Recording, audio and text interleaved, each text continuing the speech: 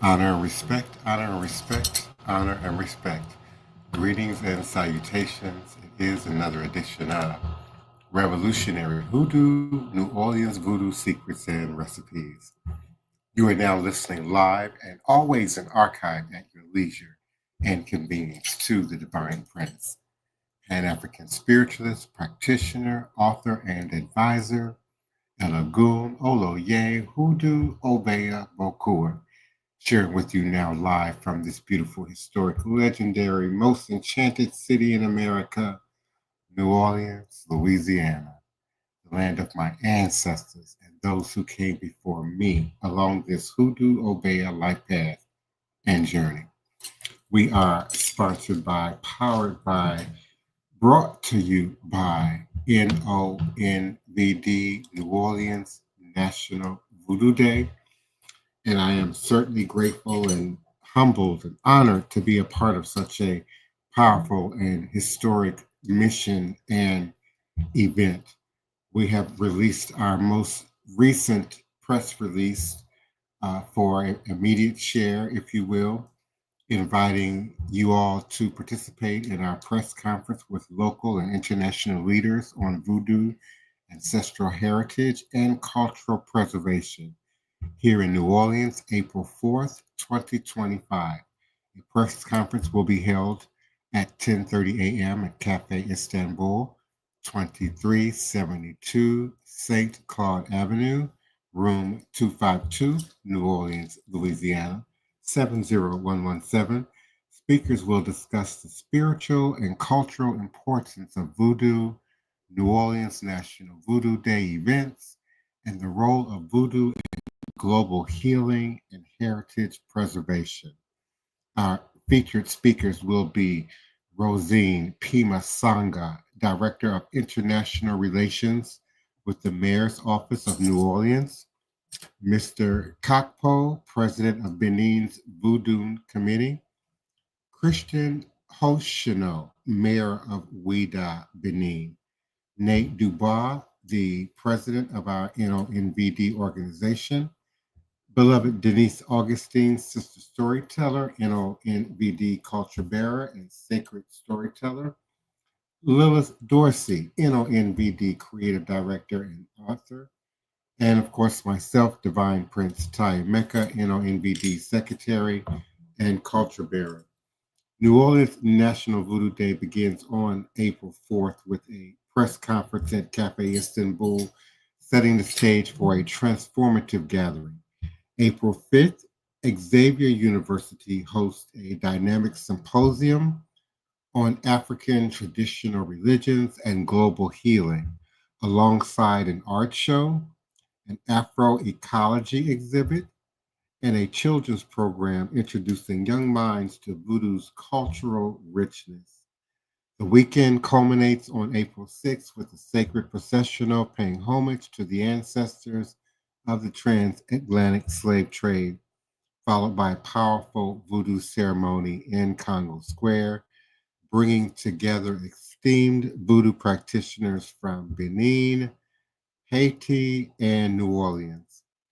Press representatives are invited to attend the press conference and weekend events. Interviews and media coverage opportunities are available upon request.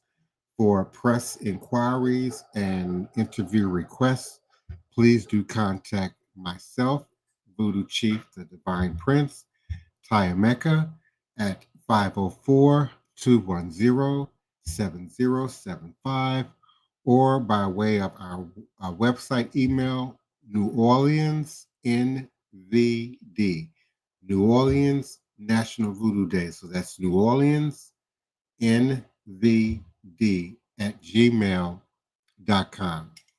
And certainly you can visit our website at www.voodooday.org, VODOUDAY.org, www.voodooday.org for more information on how to support, sponsor, donate, participate, visit, become a part of this historic and powerful healing event. And I certainly want to welcome my beloved co host, the Queen Mother, Sister Tony Martinez. Welcome, beloved. How you doing? Come on in. I'm doing great. Alafia, everyone out there listening. I'm doing good. Still dealing with this cold, but I'll make it. And Yes, how are you? indeed. Listen, all is a blessing. The schedule keeps moving forward. The productions keep, moving forward. So my motto, my mantra, my affirmation is indeed always all is a blessing. I will be out in the swamps again on Friday, as you know, uh, doing another powerful story about the history, legacy, even the myth that is Aunt Julia Brown. So that will be Oh, forthcoming, and this time we'll be doing it from a boat, which will be a little interesting. Okay. you getting on a So boat? yeah, we'll be on Oh, a you boat better this. than me. Yeah, I believe two boats. Uh, one with a much smaller crowd, so we can record audio without a great deal of interruption, and then another boat, more like a tourist boat, with several people on it. But either way, yeah, and it's That's a happening little this. history that a lot of people don't know about. Yeah, the story of Aunt Julia Brown. Yes, yeah, Yes, and how she supposedly cursed the swamps, and many say she cursed Louisiana, um, by singing the blues, rocking on her stoop, and warning the people, if they didn't do right, didn't do better, a storm was going to come. She was going to die one day, and the storm was going to come, and it was going to take the town with her. And as the story goes, the storm came in the midst of her funeral and wiped out three towns, in this logging area of Louisiana. So yeah, yes, it's a story that's undertold. We certainly did it once before for Sam Sheridan, Atlas of Cursed Places. I believe that was for Nat Geo or the Travel Channel. I'm not sure which because we've done so many. But that yes, was the last time we covered it and covered it in a way that I really respect how production told the story, um, uh, fulfilled, their goals in terms of the plot and the theme of the story, and then were able to tie, as I often do, as I daily do, tie voodoo and nature together in its rightful place. Once upon a time, before we had fancy words like technology and biochemistry, and we just had nature, and so voodoo yes, indeed is nature. And the way they were able to demonstrate that communicative connection in the roots, of the side of the cedar swamps and the other plants that are in those swamps, and how they're able to communicate amongst themselves, even at the cellular vibrational level, for their own healing and ultimately for their own demise. So it's like ringing a bell, uh, if you will, starting off, you know, a tone, a note that nature must respond to. And so if humanity would just bring themselves into alignment, into balance, again, with ourselves, with our own nature, and with the nature that is our global body, our global unified body, we just would find ourselves in a much better place. Um, I'm involved with several committees, organizations, Waterwise, and many other projects, and so I'm always thinking about um, nature and climate change and human interaction, with the environment around us. How do we survive? Indeed, in the event that your big box trucks are able to roll your produce and your dairy products into your community. How would we indeed live if we lost power for some extended period of time? Those of us here in this region have experienced that in small and large dosages over the years. So even 2 weeks, 3 weeks without power, a month without power, are you really You going in and house? out, Prince. Okay, can you hear me? Yeah, I hear you good now. Yeah. So being prepared for those events is something that in certain regions here in the South we have grown accustomed to, but I think other regions in America still might see themselves as untouchable to such calamities. And we're definitely living in a new day.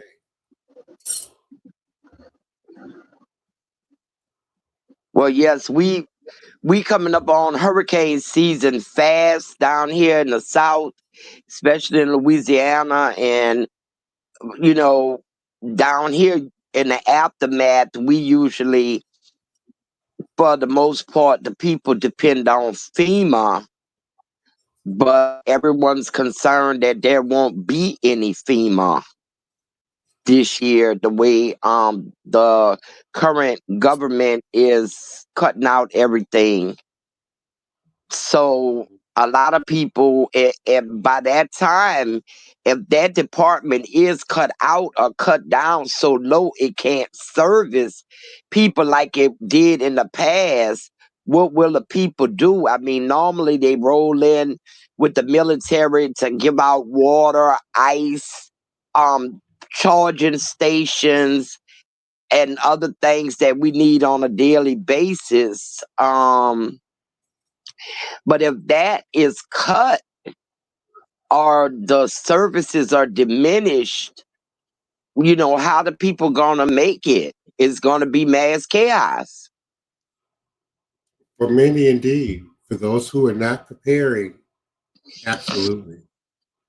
I know some folk, and I won't, put a target on them, who, are preparing water. They have storage for water. They have potatoes and dehydrated produce that they've grown, on their own land. Herbs and medicines already prepared and tinctures, sealed in mason jars and whatnot in cool spaces beneath their homes, preparing for such an event. And need I remind the listening audience, Octavia Butler, Parable of the Store, changed my life forever. And I think I read that book in, I don't know, 87, 88. Um, Yeah, it's about that time.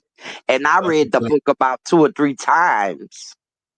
oh, yeah, you have I to. read it like I had a test in high school on it.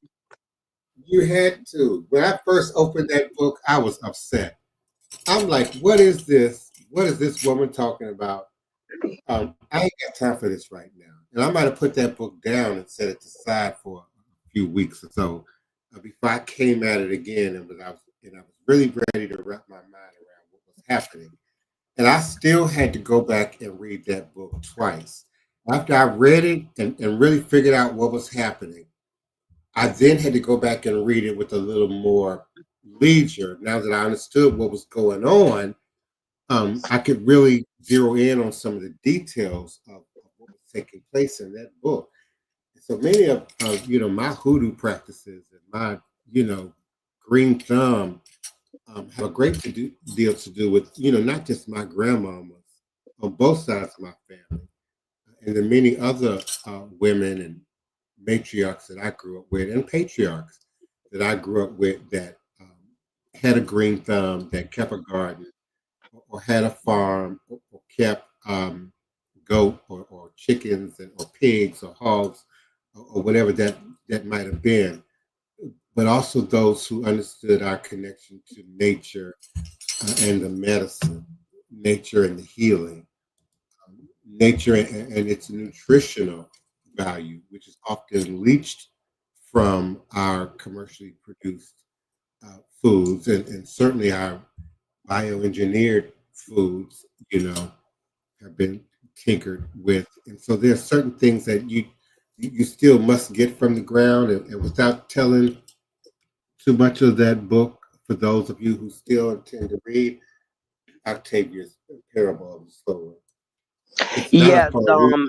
I advise anybody who have never read the book to get it as soon as possible. Those who read the book a few years ago to go back and reread the book. A lot of what happens in the book was really kind of relevant happening when the book first came out. But now you can see so much of what's in that book happening right now Yeah. in the United States. It might We not could have be never, in your area, but it's going on somewhere. yeah, that's right.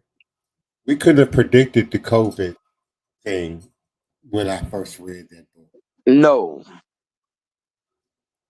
We couldn't have predicted 9/11 when I first read that book. no. We couldn't have predicted many of these mass school shootings. And Neither all these wildfires. Oh my goodness. Like, so art, they say art imitates life. yes.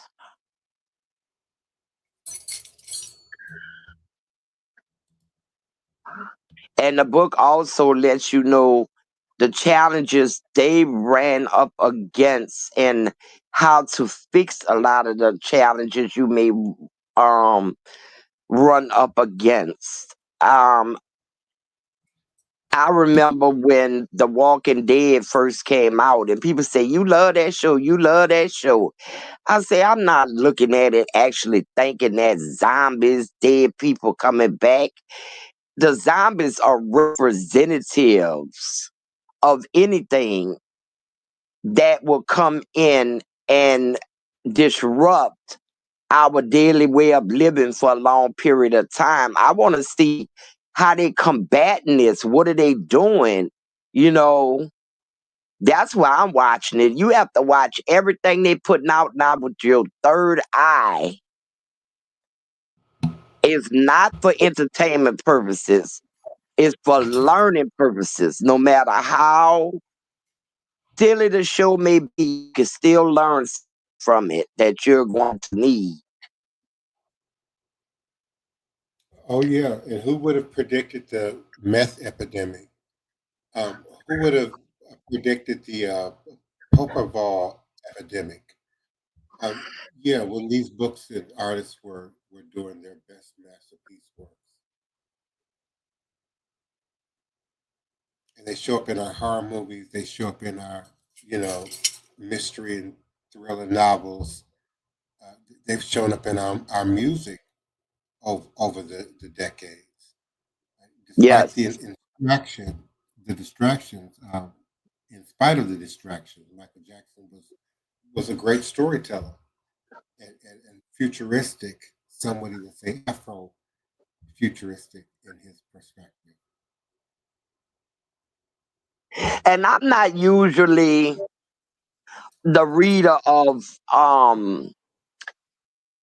fantasy books into the future, Star Wars type books and stuff like that.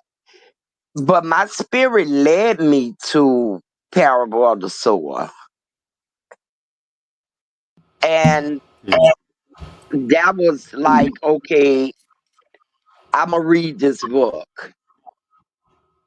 Cause I'm usually was at that time in the 80s and in the early 80s, I was more into the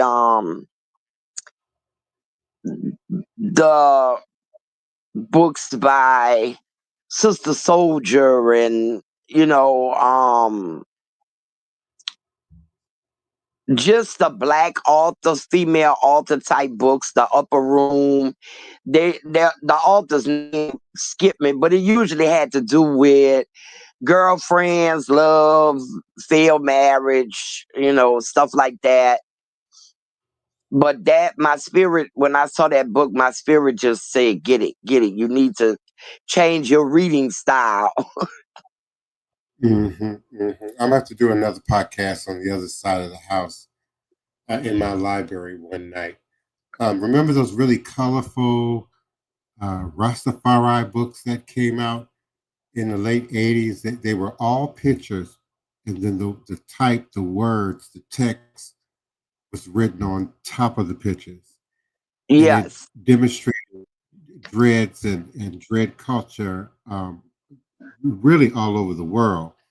But they were so uh, beautiful and enchanting and would draw you in, into the culture. And I think motivated many people to not just adopt, the fashion sense or the hairstyle of it, but to really explore, in those late 80s going into the early 90s, who they were and how who they were showed up every day, in real life.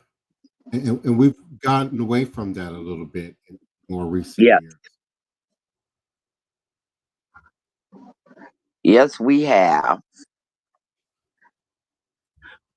But that's But beginning to right turn. now, it seems like everybody's focused on the State of the Union. Every day is like you have to watch the news to find out what's going on.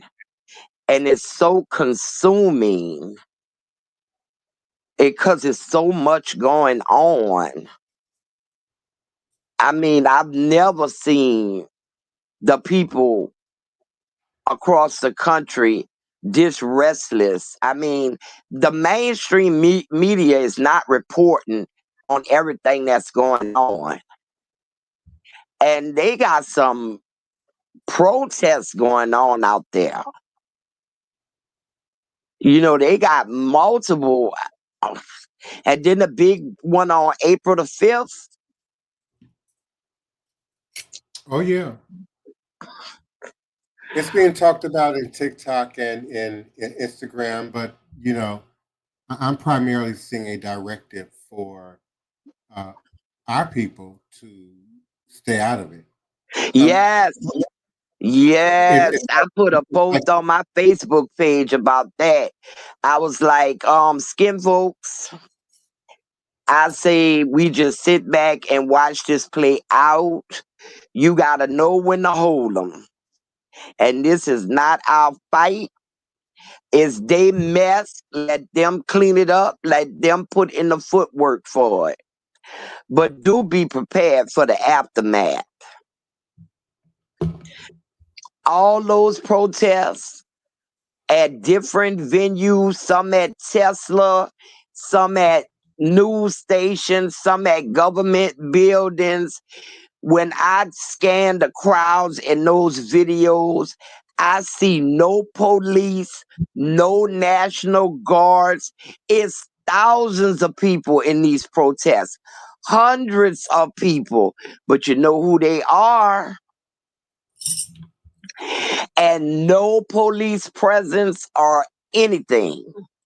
And we all know the minute we step on that street with more than 100 people, it's going to be a hot mess. We're going to see the police, the National Guard, and everybody else on the street. So, like the ancestors say, sit this one out.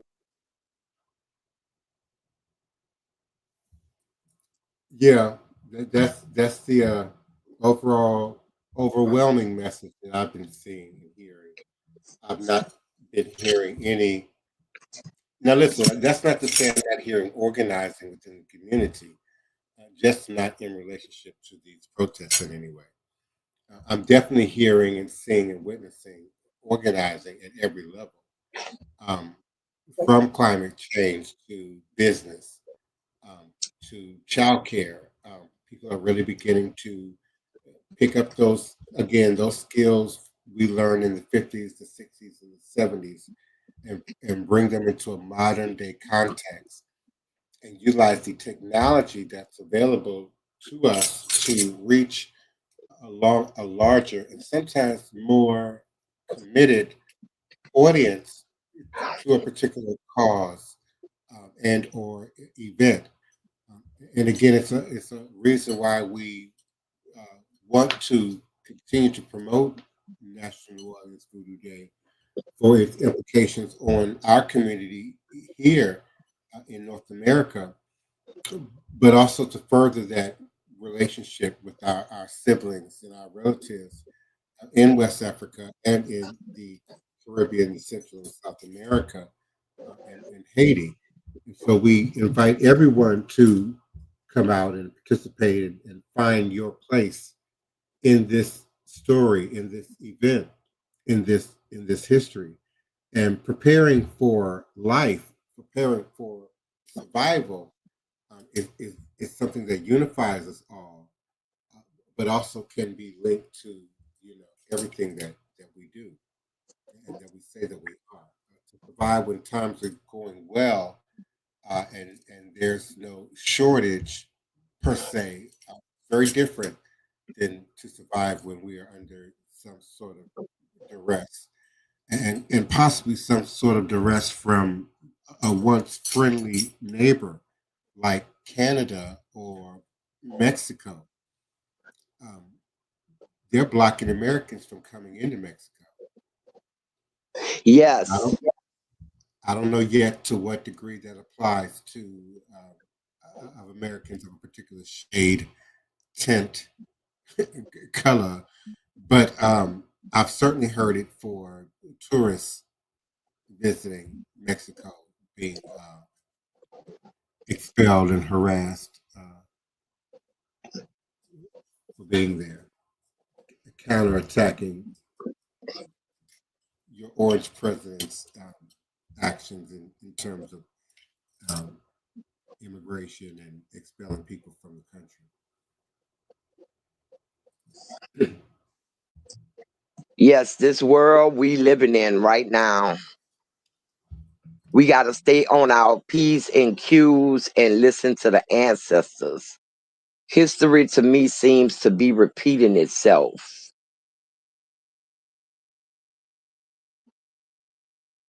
And again, I think it's important to reiterate that we can no longer continue to do so in isolation. We can no longer continue to do so in a closet. And indeed, everyone, has a certain comfort zone. And comfort zone often denotes what we've gotten comfortable doing. Uh, but we all have a certain comfort zone of exposure and awareness, particularly in this new day. People are now masking their genders and their identities to some degree. I'm noticing in social media in a way that we weren't necessarily seeing, 2 years ago or 3 years ago. But in terms of us, in the spirit of what came on, those Haitian voodoo ceremonies that led to them freeing themselves, emancipating themselves from the clutches of oppression and slavery in Oh, you Haiti. Did you say you going? something, Val? Yeah, you were going in and out again. You were going like you were going down in a tunnel. Oh wow, I don't know what that is. I really don't. I've got new Wi-Fi in place. I'm on my desktop. I'm in a stable location. It seems to be flowing free on my end. I'm not seeing any interruptions on my end at all, audibly, visually. So Did you find out when a cursed man will be coming out and where it will be streaming from? well, A Cursed Man was released this morning, I received an email early this morning about the release of Cursed Man by way of um, Apple TV.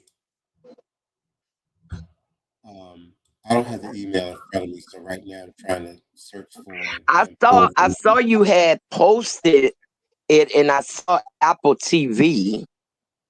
It's another service in concert with Apple TV. One of them is Apple TV.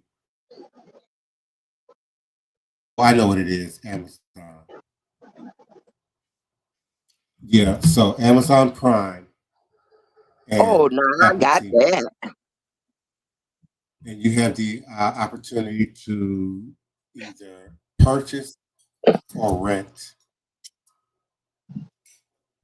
and it's beautiful. Based on the trailers that we've seen, that as a first response from me might be interesting to some of you listening, but it's very beautiful. It's the first thing that I must say that I lit in on in watching the actual production. The manner in which it is filmed is remarkable. It gives you a sense of, again, without giving away what it is. It gives you a sense of, in my opinion, it gives you a sense of interdimensional space, like right from the beginning. That idea of string theory and more than one reality can and is true. However, they're operating in different, sometimes remote, other times very similar inter and intra-dimensional spaces at once. It gives you that right off the very first frame, the very first coming in into this production. And then to ensure that it's not a fluke, Liam, the director and writer and active participant in this documentary, maintains that throughout the production. So it's definitely worth the investment. It's definitely worth your time to explore it, enjoy it, critique it, what have you. But I, for one, found it to be remarkably beautiful, just on the opening of watching it. And so, of course, I have other ideas and feelings and commentary, but it wouldn't be fair for me to share that so early on in the release. And I want the opportunity to really hear what other people have to say about it, and what comments and commentary we receive as it relates to it. Lilith Dorsey also appears in the documentary. Her role was great, uh, brilliant. Um, I enjoyed seeing her presence and representing New Orleans and of course, NONVD by being in this production as well. We had no idea the other was doing the production, I believe, at the time, that it was actually happening. And so certainly we had no idea of the other participants in this documentary, and their antics. We had no knowledge any of that was happening when it was actually taking place. Our first exposure was the trailer, and now our greater understanding of what went down is in this actual documentary. And it's wonderful. It's great. It's great. I have no regrets about my participation. Yes, Maceo, thank you for confirming that it is on Amazon Prime, and it's called A Cursed Man. It's on Amazon Prime for $2.99. I believe that's to rent. And then on Apple TV, you can also have the option to rent or purchase. purchased, of course, for long term Yeah, I'm use. about to purchase it too. I just saw it on Amazon Prime. I will say a little behind the scenes commentary. I was disconnected from this filming. Um, Liam was really good at invoking emotion and response and personal, feelings in the questions that they were asking when they were at my house at the time. Um, I really didn't remember much of it afterwards because I was so triggered by the subject matter. Okay. And what you Do saw was authentic, organic trigger. It was not in script. I often thought we were not being filmed at the time, that they caught some of what I said. So some of what I said even made me sit up in my chair just a little, just a little bit. Like, oh, wait a minute, did I go there? Oh, wait a minute, did we talk about about that? did you know that it's only two people as the cast and crew, and you are one of them on Yeah, Amazon Prime? yeah, I noticed that. Wow, I just tripped. I was like, what? And they got them right on you on now. That's cool. Yeah, it's always an honor to contribute to data and digital material that will last, that will endure, and that will continue to speak to the truth about voodoo. Voodoo with four O's, Vodou. Any way you choose to spell it, hoodoo, root work, conjure. It is our season to stand up in our truths. And in order to do so, first and foremost, we've got to be authentic within ourselves and be authentically present in these shared sacred spaces. A bit of what we were speaking on last night. Often the critics are non participants. Ask any great grandma, ask any auntie, any big uncle. Often the critics are non participants. I don't care if you're talking about rapping or music. I don't care if you're talking about fashion, acting, sports, politics. Often the critics are non participants. And we have an opportunity to be participants today in a way that um, has not existed, in human memory with the technology that we have available today to be virtually present, even in spaces that we aren't necessarily physically present in. And there will be, by the way, a live stream for the symposium on April 5th and for the actual events on April 6th. Um, we're just coming into the final gate of finishing that. Um, we got some clarification on that today. So the tickets for that will soon be available.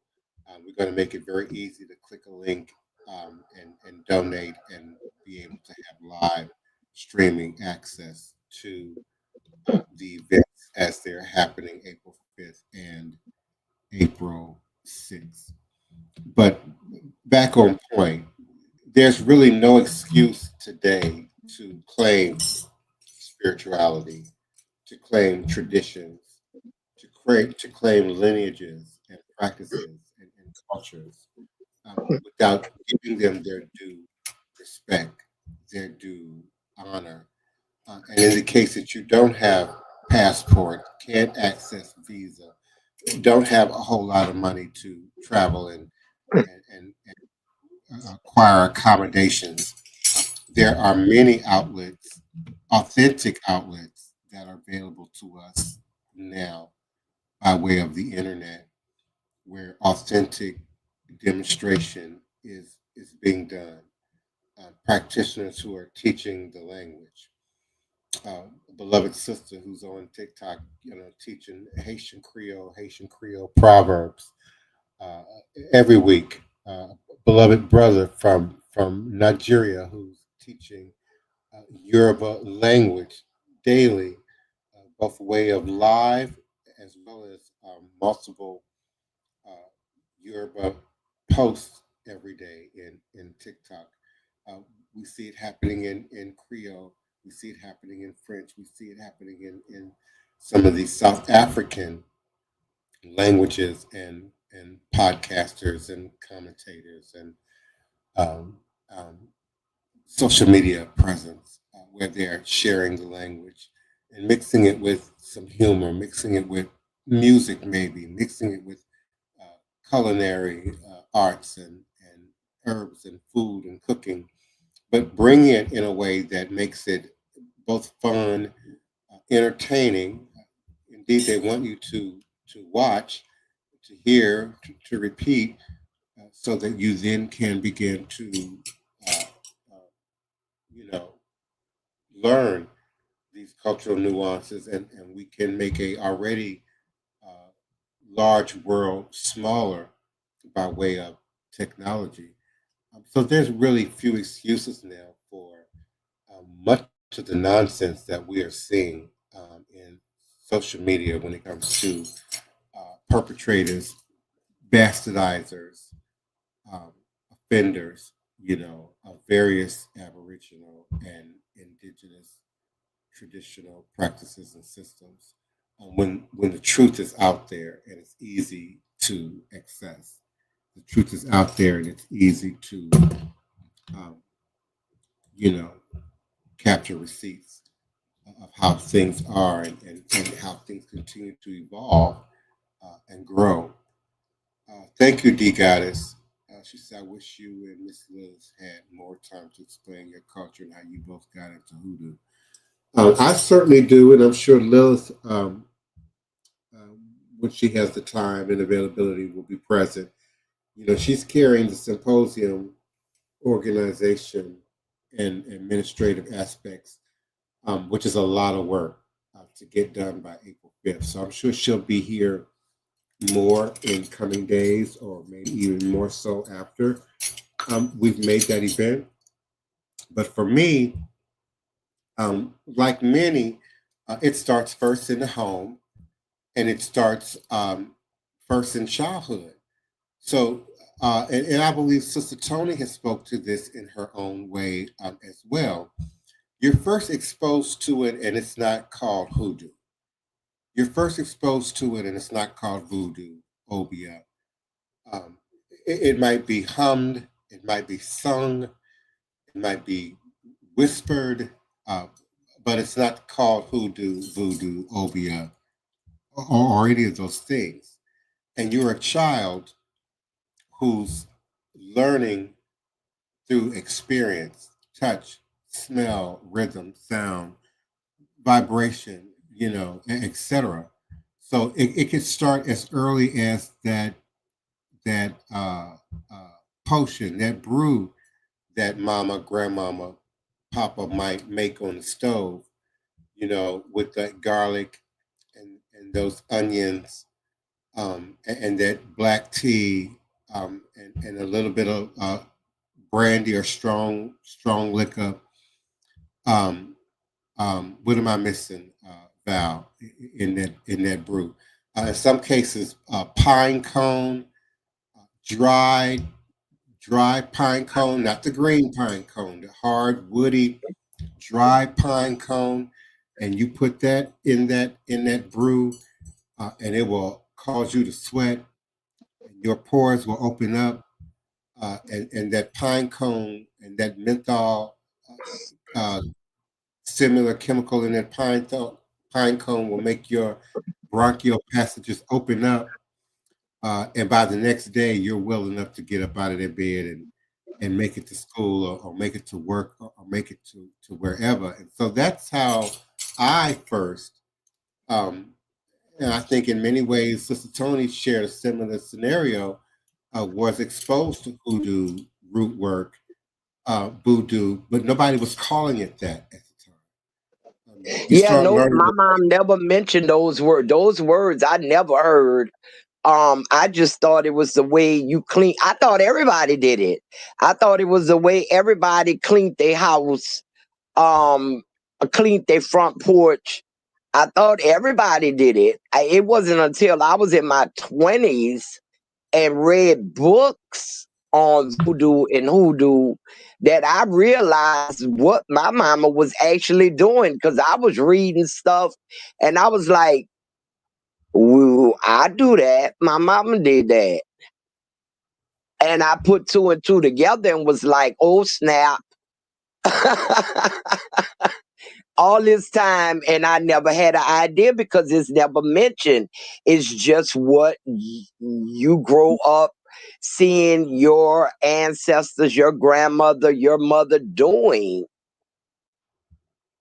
hmm hmm without giving it a name. Our family just consisted of three people, so it was no conversation going on back and forth because my dad didn't participate in anything other than making money. He didn't participate in the cleaning of the house and the cleaning of the front porch and why mama collected this and why we collected that, and that just wasn't his thing. So, my mom basically, when I asked questions, she was like, this is how you do it and this is what you're doing it for. And but I never put two and two together because I never heard anybody else say those words.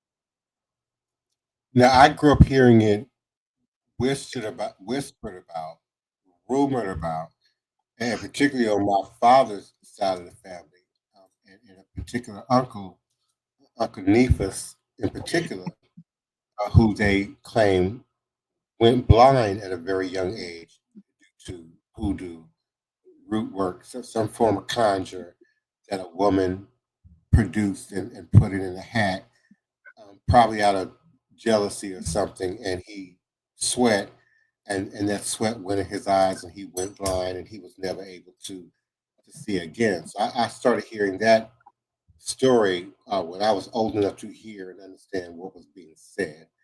So for me, 3. I mean, I was already beginning to play the piano a little bit at 3 or 4. So I was hearing those stories at a very, very young age. But I also had a great aunt, my father's mother's sister, Aunt Vera, who talked about voodoo, hoodoo, and conjure openly, almost to the chagrin of other your parents and other adults. She was the one that they would want to hush up and stop telling them kids, them stories. She was that one in the family that talked about it in a very out and open way. She did it from a more of an entertainment perspective. She talked about coming back younger, and her hair was going to be red, and her waistline was going to be slim again, and almost like skeleton key, like magic, and she was going to be reborn, remade, uh, renewed. But then there were other times when she talked about it, and you knew she was uh, gravely serious. For instance, when she drank her coffee, she would not accept anything other than percolated coffee with coffee grinds in the cup. She wasn't doing instant. She wasn't doing, the other, fast food coffees of the 1970s, 60s and 70s, which is when she would have been alive going into the early 80s. She had to have coffee, percolated coffee, the kind that, make the table jump and goes up in that little glass top and come back down. And there would be grinds in the cup. And she would read those grinds and would talk about it, at the breakfast table. Would talk about it, again, much to the chagrin of my parents who were transforming religions at the time. First, my mother was taking us to church, black, spiritualist, Southern Baptist kind of church. in the DMV area. But my father was a Mason at the time. And then when the prosperity ministries began to become a thing in the early 1980s, um, first my dad started listening to Bishop C.L. Long, not the Bishop C.L. Long you know. This Bishop C.L. Long is older than the Bishop C.L. Long y'all know, from the Maryland, D.C., Virginia area, had a church on 9th and O Street, Northwest Washington, D.C. Was often seen to be sort of in competition with Bishop Vincent at another location in D.C. at the time. They had the two biggest apostolic Church of God in Christ, Church of our Lord and Savior Jesus Christ based churches in the DMV at the time. And so we went from this Potomac Baptist, which was the name of the church, which was spiritualist, Black Spiritualist Baptist Church. You know, when you came in, there was a statue of Black Hawk. There was a statue of, sort of a Mother Mary, but she more represented Mommy Wata and had deep blue and had more seed-like symbolism about her. And of course, a bust of Jesus and maybe Dr. King. We are talking about the 70s, the hardcore 70s. We were in that community, then made that progression into this prosperity ministry, apostolic, Holy Ghost fire sort of demonstration right around the time that I was 14, 15, 13, 14, 15. And then I left home at 15, never to sort of return to that environment again. So the hoodoo for me started very young. It started in the conversation, it started in demonstration. You may have heard me talk about uh, really both my mother's side of the family and my father's side of the family having connection to water, earth, gardening, farming in a way that superseded even the time that they were living in and were operating in, and what the greater community was doing at that time. My mother's side of the family from Missouri, the Midwest, far up river, if you will, had farm, had country, grew fruit, vegetables, produce, flowers, edible herbs, and of course they were incorporated not only into the healing practices that I knew and remember and can recall, but also the dietary practices. I remember eating poke salad from my grandma. I remember, my grandmama going to the watery areas with my great aunt and picking what we call cattails and other things from near the water sources, and using them in foods and medicine. And then my father's side of the family, um, being from Louisiana and Mississippi, always had that connection to the river. Um, they stayed relatively close to the delta, close to the river. So fishing, swamping, farming, hunting have always been traditional on that side of my family and in that region.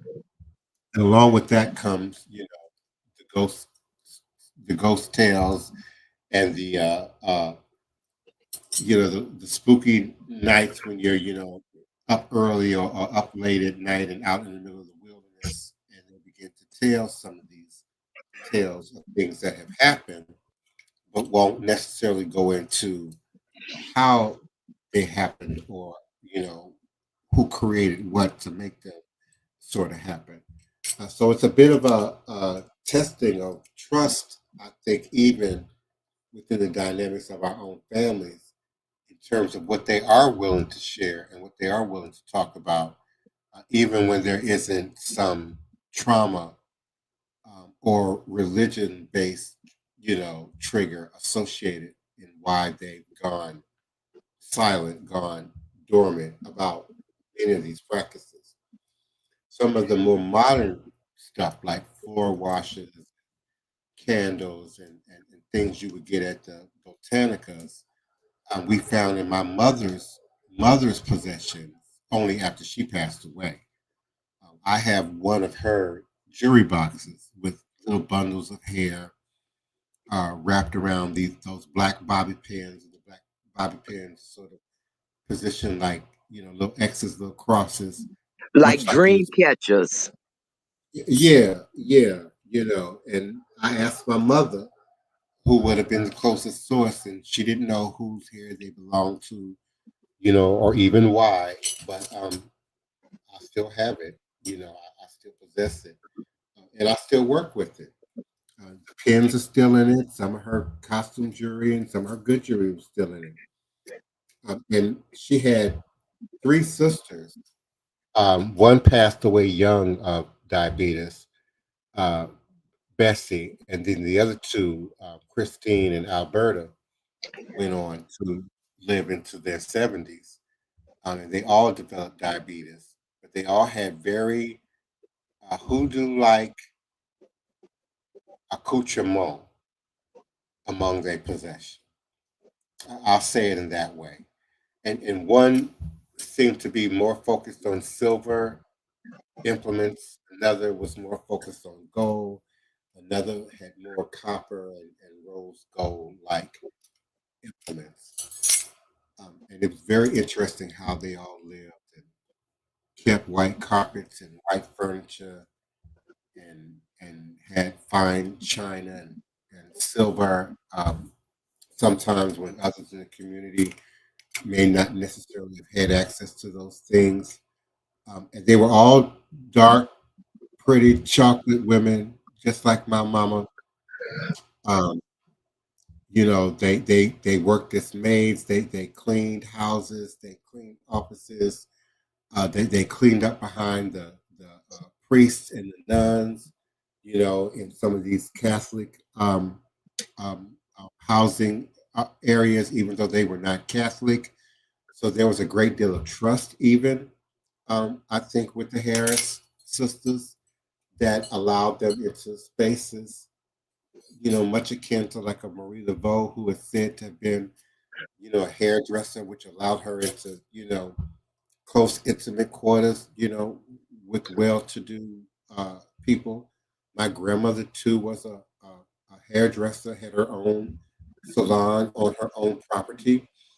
But from what I remember, she catered primarily to black women like my mama, and black women like Tony Val.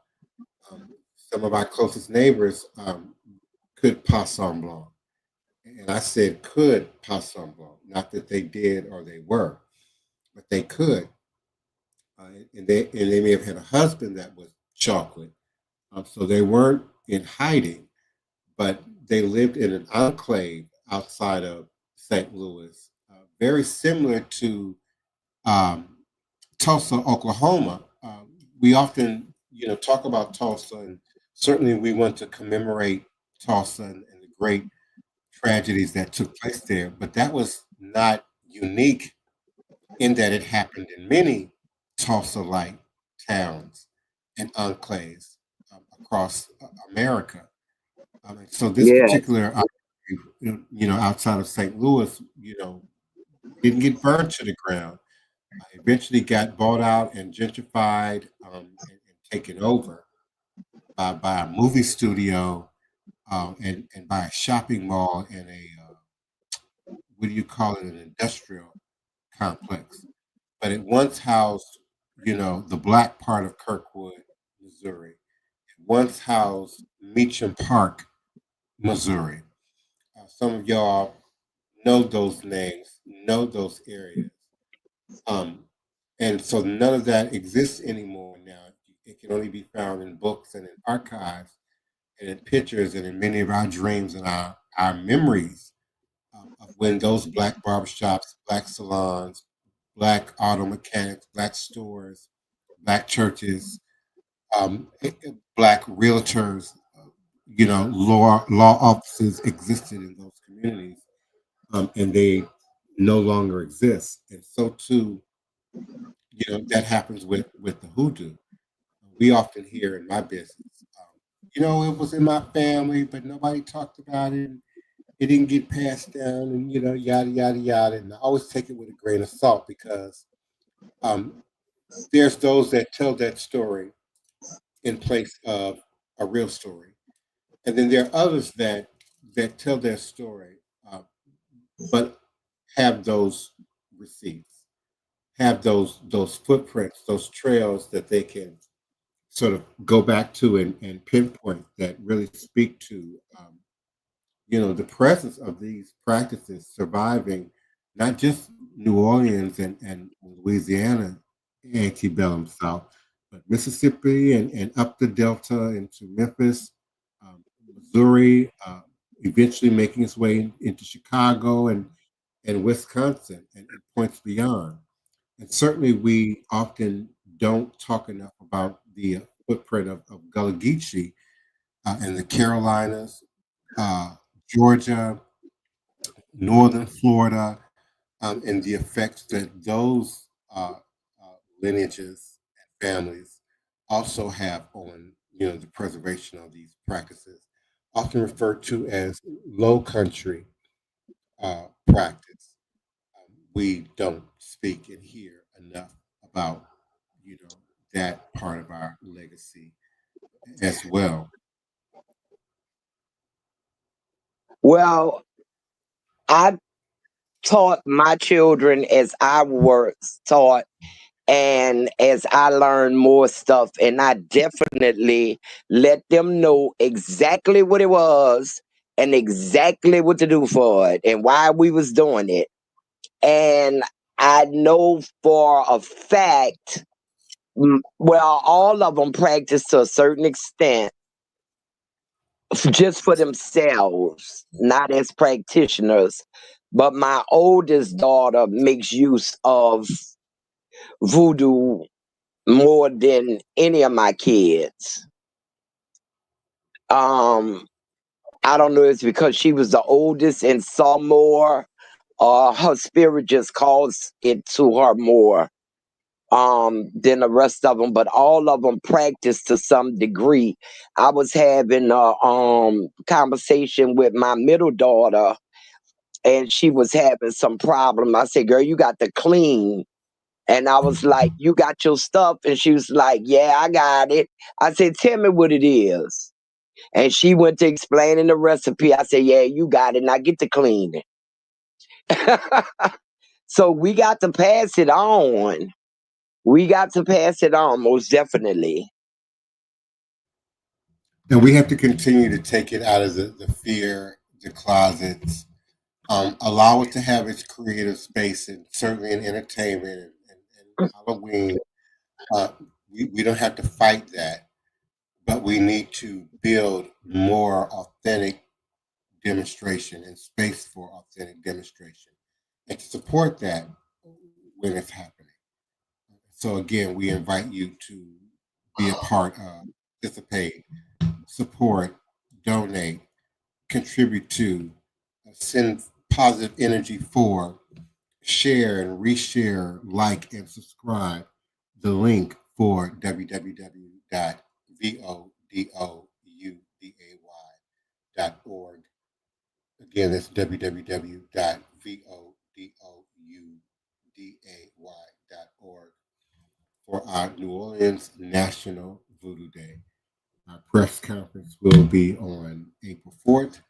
Our art show and symposium and Afroecology show will be April 5th at Xavier University. The press conference is at Cafe Istanbul at the Healing Center. The symposium is at Xavier University on the 5th. And then on April 6th will be our actual day of procession, sacred procession, and then our food and events and ritual ceremony in Congo Square on April 6, 2025.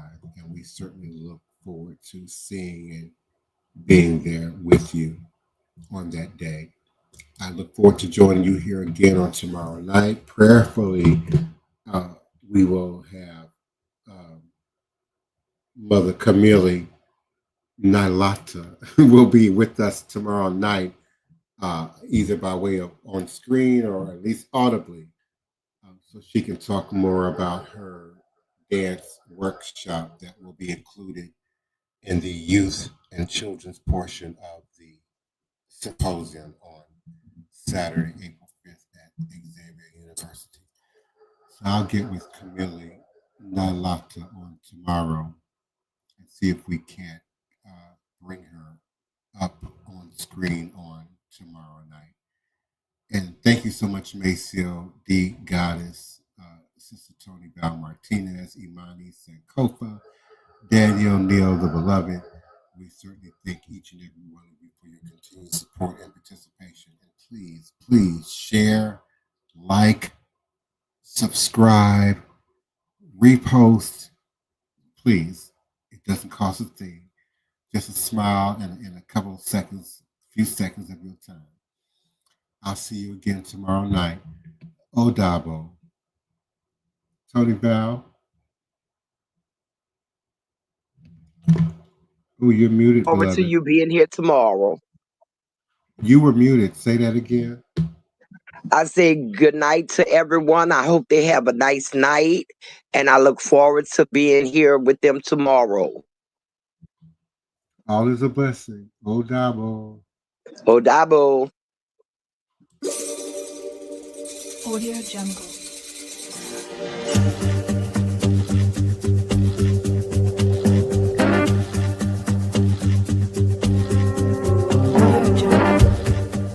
I am the Divine Prince, Tai Emeka, Pan-African spiritualist, practitioner, author, advisor, Elagoon Oloye Hoodoo Obeya Bokur.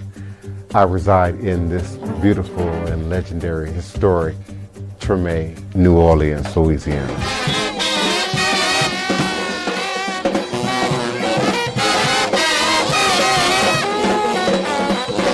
So join me as I share food, music, culture, tradition, the rhythms, and the flavor of New Orleans voodoo.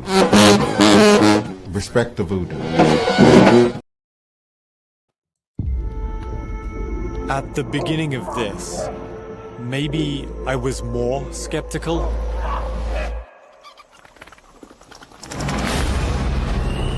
As the days have gone on, I'm not sure what I think anymore. I felt that maybe it wouldn't affect me if I personally didn't believe in it.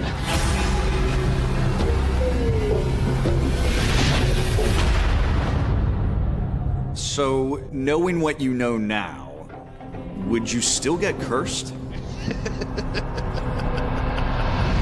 I'm seeking out a curse, a hex to put on myself. A curse could end your life. You're literally begging the devil to knock on your door just to prove to you that God's real. He could curse you with stupidity, but we think you got that down. Despite the warnings, I'm investigating the real-world effects of dark magic. Looks like you have a lot of love and a lot of opportunity. You are going to cause damage to that. How do you feel after doing this? Evil. That must be quite seductive. That's the power you're calling on. The devil, right? Quite seductive. I'm going to enter into a pact with Satan. Señor Satán, Lucifer, presentamos a este hermano. Con tu fuego purifica. Wyong is pretty much the epicenter of all black magic. People are very scared to even talk about it. Y'all better not call me at 2 o'clock in the morning talking about this man is dead. I don't want to hear that. I have this physical feeling that something bad is coming. What have I done? You're going to have to find faith in this in order to undo it.